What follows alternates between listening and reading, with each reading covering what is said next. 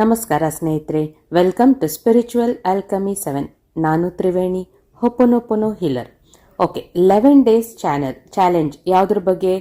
ನಿಮ್ಮ ಜೀವನದಲ್ಲಿ ಮನಿನ ಇನ್ನೂ ಹೆಚ್ಚಾಗಿ ಅಟ್ರ್ಯಾಕ್ಟ್ ಮಾಡ್ಕೊಳ್ಳೋದಕ್ಕೆ 11 ಡೇಸ್ ಚಾಲೆಂಜ್ ಅಂತ ನಾನು ಸ್ಟಾರ್ಟ್ ಮಾಡಿದ್ದೀನಲ್ವಾ. ಡೇ 1 ಈಗಾಗಲೇ ಆಗಿದೆ. ಏನು ಮಾಡಿದ್ರಿ ಡೇ 1? ಎಲ್ಲರೂ ನಿಮ್ಮ ವಿಶಸ್ಸನ್ನು, ನಿಮ್ಮ ಗೋಲ್ಸ್ನ ಬರ್ಕೊಂಡ್ರಿ, ಖುಷಿಯಾಗಿ ಬರೆದ್ರಿ ಅಲ್ವಾ. ಡೇ 2 ಏನು ಮಾಡಿದ್ರಿ? ಹಣದ ಬಗ್ಗೆ ನಿಮಗಿರುವಂಥ ಪಾಸಿಟಿವ್ ಥಾಟ್ಸ್ ಮತ್ತು ನೆಗೆಟಿವ್ ಥಾಟ್ಸ್ ಎಲ್ಲ ಬರೆದ್ರಿ ಅಲ್ವಾ. ಈಗ ಡೇ 3 ಏನಿರ್ಬೋದು ಅನ್ನೋ ಎಕ್ಸೈಟ್ಮೆಂಟ್ ನಿಮ್ಮೆಲ್ಲರಲ್ಲಿ ಇದೆ ಅಲ್ವಾ. ಓಕೆ, ಈಗ ಡೇ 2 ಅಂದರೆ ನಿನ್ನೆ ಏನು ಮಾಡಿದ್ರಿ? ಪಾಸಿಟಿವ್ಸು ನೆಗೆಟಿವ್ಸು ಬರೆದ್ರಿ. ಒಂದು ಸಲ ಅದನ್ನು ನೋಡಿ, ಪ್ರತಿಯೊಬ್ಬರದ್ದು ಏನಿದೆ ಅಂತ. ಪಾಸಿಟಿವ್ ತುಂಬ ಕಡಿಮೆ ಇರುತ್ತೆ, ನೆಗೆಟಿವ್ ಮಾತ್ರ ಆಂಜನೇಯನ ಬಾಲದ ಥರ ಹೋಗಿರುತ್ತೆ ದೊಡ್ಡದಾಗಿ ಲಿಸ್ಟ್ ಅಲ್ವಾ. ಸೊ ಹೀಗಿರುವಾಗ ನಿಮಗೆ ಒಂದು ವಿಷಯ ಅರ್ಥ ಆಗಬೇಕು. ಹಣದ ಬಗ್ಗೆ ನಮ್ಮಲ್ಲಿ ಇಷ್ಟೆಲ್ಲ ನೆಗೆಟಿವ್ ಭಾವನೆಗಳಿದ್ದಾಗ ಹಣ ನಮ್ಮ ಹತ್ರ ಹೇಗೆ ಬರೋಕ್ಕೆ ಸಾಧ್ಯ ಅಲ್ವಾ? ಯೋಚನೆ ಮಾಡಿದ್ರ ನೀವು? ಸೊ ಇಲ್ಲಿವರೆಗೂ ನಿಮಗೆ ಯಾಕೆ ಸಾಲಗಳಿದೆ, ಅಥವಾ ಬರೋ ಹಣ ಯಾಕೆ ಬರ್ತಾ ಇಲ್ಲ, ಅಥವಾ ನಿಮ್ಮ ಸಂಪಾದನೆ ಅಲ್ಲಿ ಬರ್ತಾ ಇರೋದು ಇಲ್ಲಿ ಸಾಕಾಗ್ತಾ ಇಲ್ಲ, ಈ ರೀತಿಯಾದ ಹಣದ ಸಮಸ್ಯೆಗಳು ಯಾಕಿದೆ ಹೇಳಿ? ನಿಮ್ಮಲ್ಲಿ ಹಣದ ಬಗ್ಗೆ ಇರುವಂಥ ಅಷ್ಟೊಂದು ನೆಗೆಟಿವ್ ಭಾವನೆಗಳಿಂದ. ಈಗ ನಾವು ಯಾರನ್ನಾದರೂ ನಮ್ಮ ಲೈಫಲ್ಲಿ ಅಟ್ರ್ಯಾಕ್ಟ್ ಮಾಡಿ ಅವ್ರು ನಮ್ಮ ಜೊತೆ ಚೆನ್ನಾಗಿರಬೇಕು ಅಂದರೆ ನಾವು ಅವ್ರಿಗೆ ಏನು ಮಾಡ್ತೀವಿ? ಪ್ರೀತಿ ತೋರಿಸ್ತೀವಿ. ಆವಾಗಲೇ ಅಲ್ವಾ ಅವ್ರು ನಮ್ಮ ಜೊತೆ ಲೈಫ್ ಲಾಂಗ್ ಖುಷಿಯಾಗಿರ್ತಾರೆ. ನಾವು ಪ್ರೀತಿ ಕೊಟ್ರೇನೆ ಅಲ್ವಾ ಅವ್ರು ನಮಗೆ ಪ್ರೀತಿ ವಾಪಸ್ ಕೊಡೋದು. ಹಾಗಿರುವಾಗ ಹಣಕ್ಕೂ ನಾವು ಅದೇ ರೀತಿ ಪ್ರೀತಿ ಕೊಟ್ಟರೆ ತಾನೇ ಅದು ಪ್ರೀತಿಯಿಂದ ನಮ್ಮ ಹತ್ರ ಬರೋದು. ನಾವು ಇಷ್ಟೊಂದು ನೆಗೆಟಿವಿಟಿ ಇಟ್ಕೊಂಡಿದ್ರೆ ಅದು ಹೇಗೆ ತಾನೇ ನಮ್ಮ ಹತ್ರ ಬರೋಕ್ಕೆ ಸಾಧ್ಯ ಅಲ್ವಾ. ಇವಾಗ ಆಲ್ರೆಡಿ ಆಗಿದೆ, ನಾವು ಇಷ್ಟೆಲ್ಲ ಅನ್ಕೊಂಡು ಆಗೋಗಿದೆ. ಅದು ಇವಾಗೆಲ್ಲ ಎಷ್ಟೋ ವರ್ಷಗಳಿಂದ ಅದೇ ಒಂದು ಅನ್ವಾಯಿತಿ ಥರ ಬಂದ್ಬಿಟ್ಟಿದೆ ಹಣದ ಬಗ್ಗೆ. ಇವಾಗ ಹೇಗೆ ಚೇಂಜ್ ಮಾಡ್ಕೊಳ್ಳೋದು ಅದನ್ನ ಅಂತೀರಾ? ಫಸ್ಟ್ ಚೇಂಜ್ ಮಾಡ್ಕೊಳ್ಳೋಕ್ಕೂ ಮುಂಚೆ ಕ್ಲೆನ್ಸ್ ಮಾಡ್ಕೋಬೇಕು. ಅಂದರೆ ಇಲ್ಲಿವರೆಗೂ ನಾವೇನು ನೆಗೆಟಿವಿಟಿ ಕೊಟ್ಟಿದ್ದೀವಲ್ಲ ಈ ಹಣಕ್ಕೆ, ಅದನ್ನು ಶುದ್ಧೀಕರಣ ಮಾಡ್ಕೋಬೇಕು, ಕ್ಲೆನ್ಸ್ ಮಾಡ್ಕೋಬೇಕು. ಹೇಗೆ ಕ್ಲೆನ್ಸ್ ಮಾಡ್ಕೊಳ್ಳೋದು?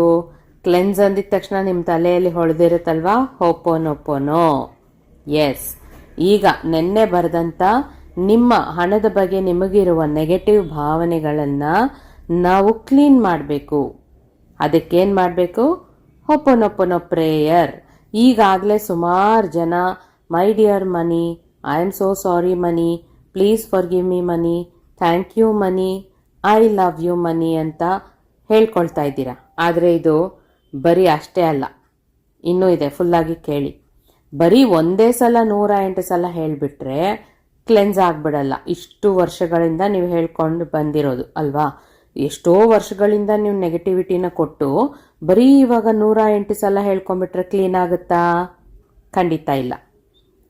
ಸೊ ಇವತ್ತಿನ ನಿಮ್ಮ ಡೇ 3 ಆಕ್ಟಿವಿಟಿ ಏನು ಅಂದರೆ, ಈ ವಿಡಿಯೋ ನೋಡಿದಾಗನಿಂದ ನಾಳೆ ಡೇ 4ನ ವಿಡಿಯೋ ಬರೋವರೆಗೂ ನೀವೇನು ಮಾಡಬೇಕು?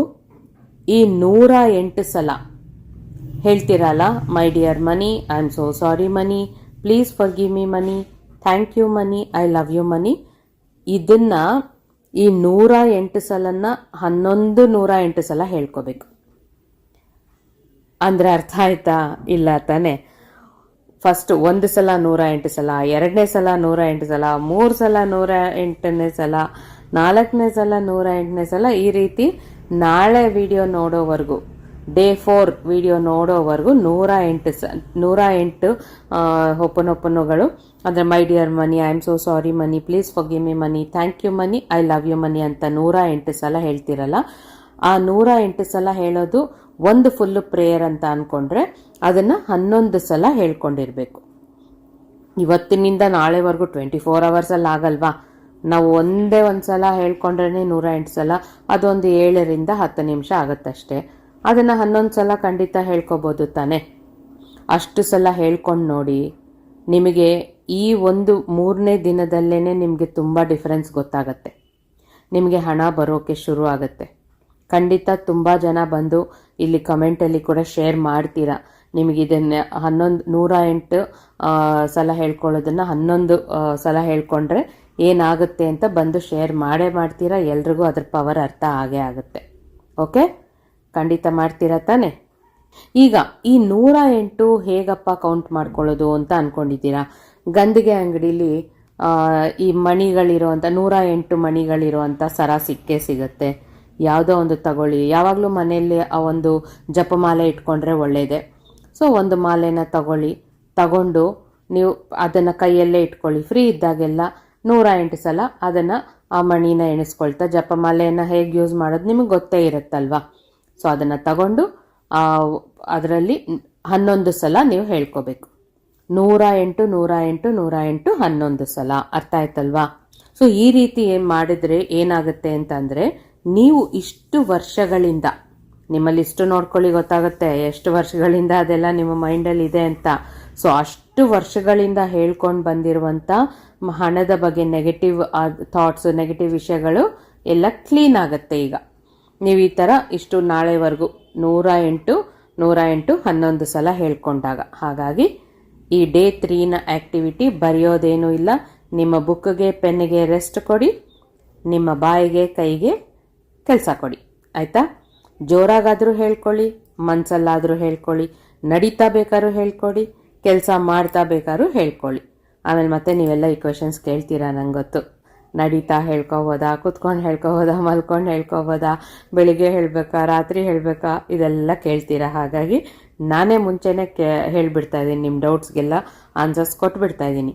ನೀವೇನೇ ಕೆಲಸ ಮಾಡ್ತಾ ಇರಲಿ, ಒಟ್ಟಿನಲ್ಲಿ 108 108 108 11 ಸಲ ಹೇಳ್ಕೊಳ್ಳಿ.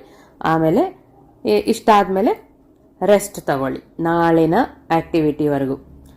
ಓಕೆನಾ? ಮತ್ತು ಇವಾಗ ಇವತ್ತಿನ ಆ್ಯಕ್ಟಿವಿಟಿ ಮುಗೀತು. ಮತ್ತೆ ನಾನು ನಿಮ್ಮನ್ನು ಡೇ 4 ನಾಳೆ ಆ್ಯಕ್ಟಿವಿಟಿಲಿ ಭೇಟಿ ಮಾಡ್ತೀನಿ. ಅಲ್ಲಿವರೆಗೂ ನೀವು ಇದನ್ನು ಜಪಮಾಲೆ ತಗೊಳ್ಳಿ. ಇದನ್ನು 108ನ್ನ 11 ಸಲ ಜಪ ಮಾಡ್ತಾಯಿರಿ. ನಿಮ್ಮ ನೆಗೆಟಿವಿಟಿನೆಲ್ಲ, ಮನಿ ಬಗ್ಗೆ ಇರೋ ನೆಗೆಟಿವಿಟಿನೆಲ್ಲ ಕ್ಲೆನ್ಸ್ ಮಾಡ್ಕೊಳ್ಳಿ. ಓಕೆ, ಧನ್ಯವಾದಗಳು.